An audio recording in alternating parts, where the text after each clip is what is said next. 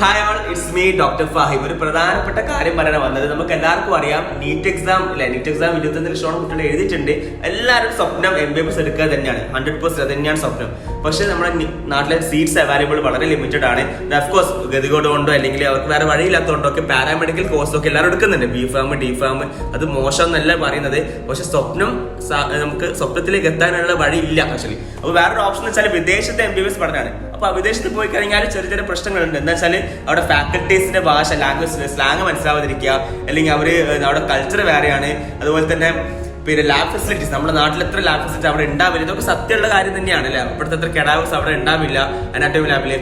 And of course വേറെ വെച്ചാൽ ഇത് കഴിഞ്ഞ് കഴിഞ്ഞാൽ FMG എക്സാം വലിയൊരു കടമ്പയുണ്ട്. ഇതൊക്കെ എല്ലാവർക്കും അറിയുന്നത്. പക്ഷെ ഇതിനുള്ളൊരു പരിഹാരമാണ് മംഗലാപുരത്തുള്ള യാനപ്പോ യൂണിവേഴ്സിറ്റി. എല്ലാവർക്കും അറിയുന്ന യൂണിവേഴ്സിറ്റി, ഭയങ്കര ഹൈ ക്രെഡിബിലിറ്റി ഉള്ള യൂണിവേഴ്സിറ്റിയാണ്. അവരും ഈ യാനപ്പോ യൂണിവേഴ്സിറ്റിയും അതേപോലെ കിർഗിസ്ഥാൻ നാഷണൽ യൂണിവേഴ്സിറ്റിയും കൂടിയിട്ട് MBBS അബ്രോഡിൽ ഇന്റർനാഷണൽ ക്യാമ്പസ് തുടങ്ങിയിട്ടുണ്ട്. അഫ്കോഴ്സ് ഈ 3-4 കാര്യങ്ങളാണ് ഇവരുടെ ഹൈലൈറ്റ്. അതായത് 70% ഓഫ് ഫാക്കൽറ്റീസ് ഇതേ മംഗലാപുരത്തുള്ള യാനപ്പോ യൂണിവേഴ്സിറ്റി അതേ ഫാക്കൽറ്റീസ് ആയിരിക്കും നിങ്ങൾ അവിടെ വന്ന് പഠിപ്പിക്കുന്നത്.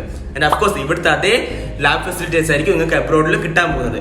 അഫ്കോഴ്സ് FMG എക്സാം പാസ്സാൻ അവര് 4th ഇയർ മുതൽ ട്രെയിനിങ് തുടങ്ങുകയാണ്. സോ ഇതൊക്കെ ഒരുപാട് ഭയങ്കര ഹൈലൈറ്റ് സംഭവമാണ്. സോ നിങ്ങൾക്ക് താല്പര്യമുള്ള ആൾക്കാരുണ്ടെങ്കിൽ MBBS അബ്രോഡ് പഠിക്കണമെങ്കിൽ ഇതുപോലെ സേഫ് സൈഡ് നോക്കിയിട്ട് പോകാൻ നോക്കുക. ഡിസ്ക്രിപ്ഷനിൽ കോൺടാക്ട് നമ്പർ ഉണ്ട്, കോൺടാക്ട് ചെയ്യാം.